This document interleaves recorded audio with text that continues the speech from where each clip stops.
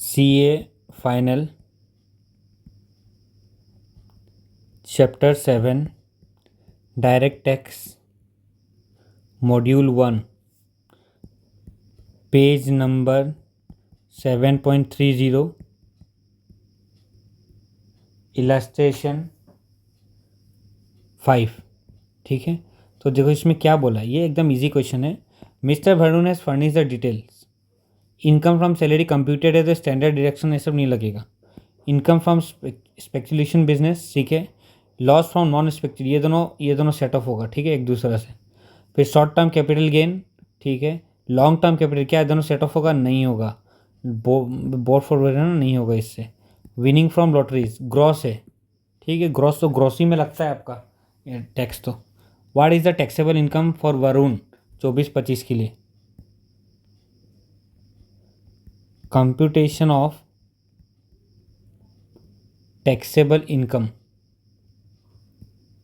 24-25, ठीक है। Normal income from salary कितना था?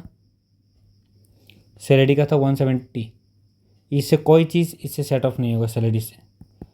इनकम फ्रॉम स्पेक्यूलेशन बिजनेस 60,000 था, minus loss from non speculation business 40,000, 20,000 income बच गया बाहर, ठीक है। उसका बाद क्या आ गया तुम्हारा? देखो शॉर्ट टर्म कैपिटल गेन कितना है तुम्हारा? 90। क्या लॉन्ग टर्म कैपिटल गेन होगा? Long term capital loss to be set off only against long term capital gain, ठीक है। शॉर्ट टर्म से ये सेट ऑफ नहीं होता है। लॉन्ग टर्म के टू बी कैरी फॉरवर्ड, इसको कैरी फॉरवर्ड करना पड़ेगा नेक्स्ट ईयर के लिए। उसका क्या बोला? विनिंग फ्रॉम लॉटरीज, ये ग्रॉस दिया हुआ है, ये देखिए कंफ्यूज मत होना, हम लोग यहाँ में ग्रॉस ही लेते हैं हमेशा।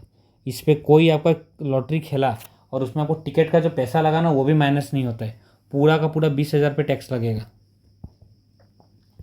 टैक्सेबल इनकम 3 लाख आगे, ठीक है। बस इतना सही क्वेश्चन था, देख लो। हैंड राइटिंग थोड़ा गंदा लग सकता है, लेकिन आपको समझने पे फोकस करना है, हैंड राइटिंग पे नहीं, ठीक है। तो आई होप आपको क्लियर हो गया हो। छोटा छोटा क्वेश्चन है, देखो सेट ऑफ का ज़्यादा बड़ा क्वेश्चन नहीं है, ज़्यादा एक्सप्लेनेशन कुछ नहीं है। आपको यदि पॉइंट पता है तो डायरेक्ट आप आंसर फटाक से निकाल दोगे, ठीक है। अच्छा लगा, थैंक यू।